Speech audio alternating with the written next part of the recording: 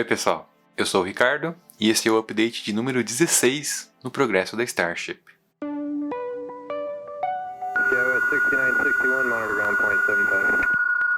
Começamos falando do complexo de lançamento. No dia 2 de dezembro, a Administração Federal de Aviação aprovou a solicitação da SpaceX para restrição de tráfego aéreo sobre Boca Chica entre os dias 4 e 6 de dezembro. Esse era o último requisito regulatório para que o voo pudesse acontecer. E nesse mesmo dia, no período da noite, foi feito mais um ensaio geral molhado, resultando em espetaculares nuvens de condensação ao redor do SN8. Vimos até a volta do nosso velho amigo Zeus, que fez uma inspeção visual do SN8 depois do ensaio. Nos dias seguintes, a data prevista para o voo foi mudando à medida que as restrições existentes eram canceladas e novas restrições eram aprovadas. Por fim, os dias 6, 7 e 8 de dezembro se solidificaram como as datas mais prováveis para a realização do voo. O perfil do voo também sofreu alterações, e o apogeu, ou o ponto mais alto que o veículo atinge antes de começar a cair, passou para 12,5 km. Essa mudança vai fazer com que o SN8 fique subsônico durante toda a duração do voo, simplificando diversos parâmetros do voo e reduzindo o risco associado. Por que isso é importante? Bom, à medida que um objeto se aproxima da velocidade do som, ele passa a operar num regime de voo conhecido como transônico. A principal característica desse regime é que o fluxo de ar ao redor do veículo é supersônico em certas áreas, enquanto que uma fração significativa do fluxo se mantém subsônico. Com o aumento da velocidade, o regime transônico fica para trás, dando lugar ao regime de voo supersônico. Em ambos os casos, a transição causa vários efeitos que afetam a aerodinâmica do veículo. E é justamente isso que a SpaceX procura evitar com essa mudança. Outro fator que influenciou essa alteração são os ventos fortes previstos para a altitude de 15 km durante a janela prevista para o voo. Então a mudança no perfil do voo faz sentido, porque ela aumenta as chances dele ser bem sucedido. E para quem ficou decepcionado com mais essa redução de altitude, acho que vale resgatar o vídeo de uma das missões do Falcon 9, mostrando que 12,5 km continua sendo uma altitude respeitável. A proximidade da realização do voo do SN8 atraiu muita gente para Boca Chica. E nesse vídeo feito pelo Nick, podemos ter uma ideia de como é a sensação de chegar bem pertinho do SN8. No dia 7, segunda, a SpaceX publicou em seu website um teaser do voo, acompanhado de um texto dando mais detalhes sobre a primeira tentativa do voo experimental de grande altitude do SN8, oficializando assim a data do teste, dia 8 de dezembro. Além da data, o texto também contém algumas informações novas sobre o desenvolvimento do Raptor. Ele acumulou só em 2020 mais de 16 mil segundos de operação, em 330 testes em solo. Isso equivale a uma média de cerca de 50 segundos de operação durante quase todos os dias do ano. Isso não quer dizer que não aconteceu nada de interessante nesse dia. No início da tarde, foi feito um teste de atuação dos flaps, primeiro com cada um deles individualmente e depois com todos se estendendo ao mesmo tempo. E no fim da tarde, mais um ensaio geral molhado foi conduzido, o último antes do voo marcado para o dia seguinte. No dia 8, terça, o dia amanheceu com a silhueta do SN8 contornada por esse belíssimo nascer do sol. Logo pela manhã, alguns testes preliminares do equipamento de solo foram conduzidos. Em seguida, as equipes da SpaceX voltaram ao complexo de lançamento para fazer os preparativos finais para o voo, começando pela remoção dos cabos que prendem os flaps na posição retraída. Primeiro, foram removidos os cabos dos flaps traseiros, e depois, do flap dianteiro direito. Em seguida, foi feita uma inspeção no sistema de terminação de voo do SN8, explosivos que são acionados caso o veículo fique sem controle. Só então que o cabo que prendia o flap dianteiro esquerdo foi removido. Os flaps foram testados mais uma vez e, em seguida, os tanques de armazenamento começaram a ventilar. indicando o início do abastecimento do protótipo.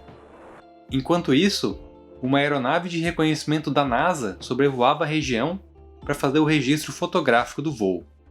Por volta das 4h30 da tarde, a transmissão da SpaceX entrou no ar, mostrando o SN8 de ângulos nunca vistos antes. A contagem seguiu normalmente, mas restando pouco mais de 1 segundo para a decolagem, durante a sequência de partida dos Raptors, um aborto foi sinalizado.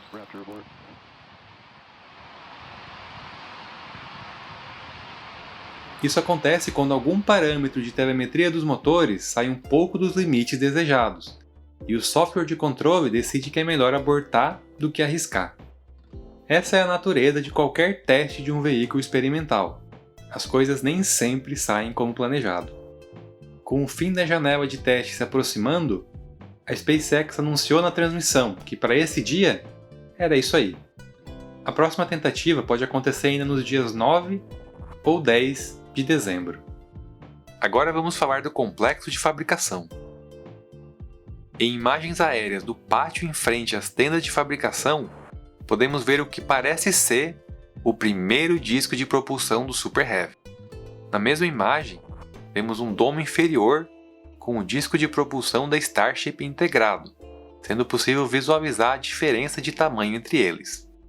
Antes de continuarmos com essa análise, precisamos falar de uma entrevista que o Elon Musk deu na conferência online Humans to Mars 2020, que aconteceu nos dias 31 de agosto e 1º de setembro. Respondendo uma pergunta do entrevistador, ele falou que o número de motores do Super Heavy seria reduzido de 31 para 28, com o objetivo de simplificar a configuração. Ele também disse que os 20 motores do anel mais externo seriam uma versão otimizada do Raptor com empuxo maior. Se 20 motores ficam no anel externo, isso significa que os 8 que faltam para completar 28 ficam no anel interno. E é por isso que essa estrutura chamou a atenção.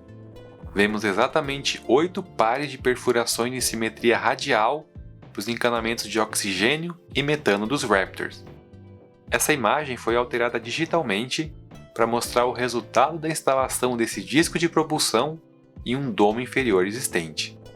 Essa nova configuração dos motores do Super Heavy gerou muita especulação na comunidade sobre a possível disposição deles na parte inferior do propulsor. Diversas dessas opções não fazem mais sentido, como essa aqui do Neil Pork, onde a saia do Super Heavy tem 10 metros de diâmetro para abrigar os 20 motores de fora em um longo anel, com os 8 motores restantes em um círculo de 7 mais um motor central. Ou então essa configuração aqui do Corey, com simetria radial em 4 planos.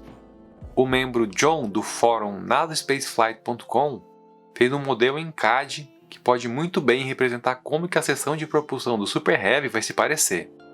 Ele organizou os motores em 2 anéis, o externo com o bocal dos motores excedendo o diâmetro da base, o que não é um problema, pois o Super Heavy não precisa de uma saia como a Starship, e o interno na disposição vista no disco de propulsão real. Ele também modelou um possível arranjo do encanamento de distribuição de metano para os 28 motores. A solução dele usa uma estrutura toroidal, ou seja, com formato de rosquinha, que consegue levar metano para próximo de todos os motores dos 2 anéis.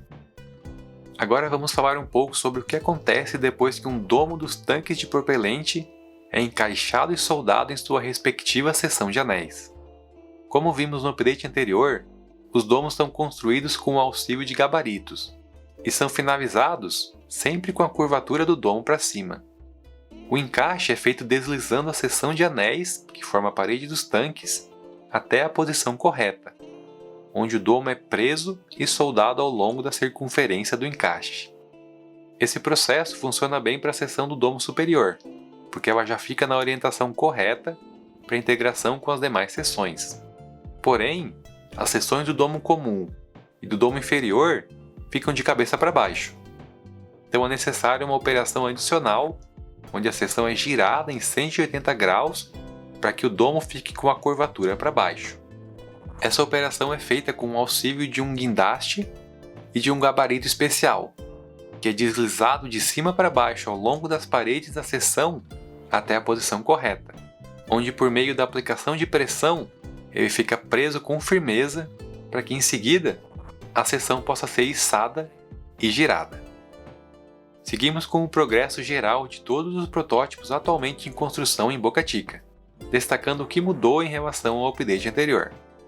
Os SNs 10 e 11 já têm ambos os seus respectivos narizes, vistos no interior da tenda de fabricação.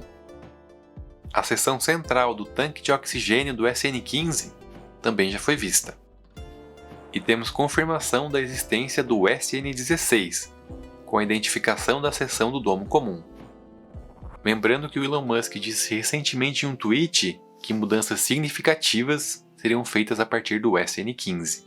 Dando uma olhada de perto no domo comum do SN16, podemos ver o que pode ser uma dessas mudanças mencionadas pelo Elon.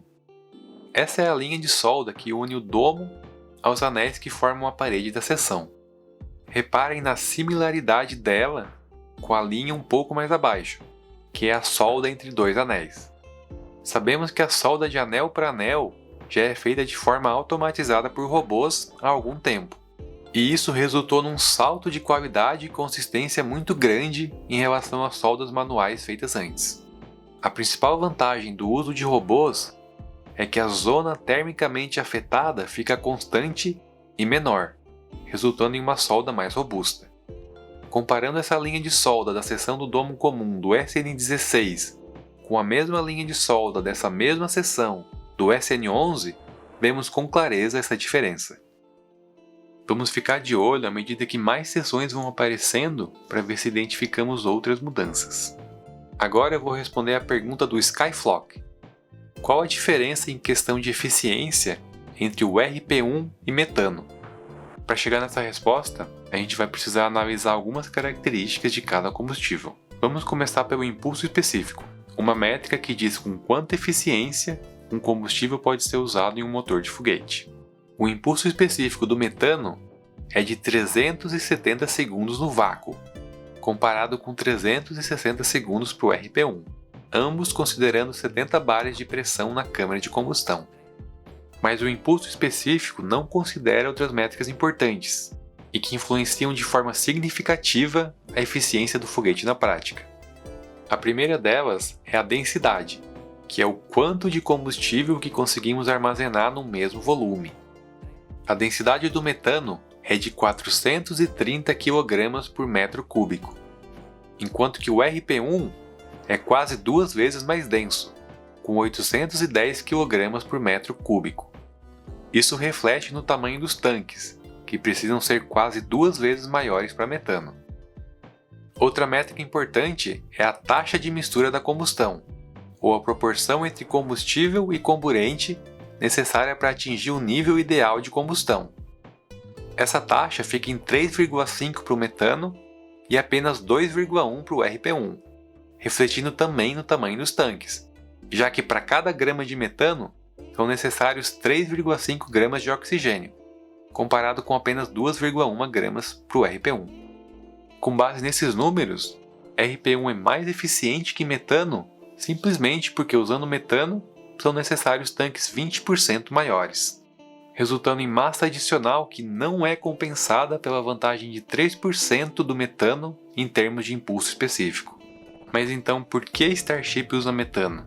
Apesar de ser menos eficiente em termos práticos, o metano traz diversas vantagens que são especialmente importantes para os objetivos da SpaceX.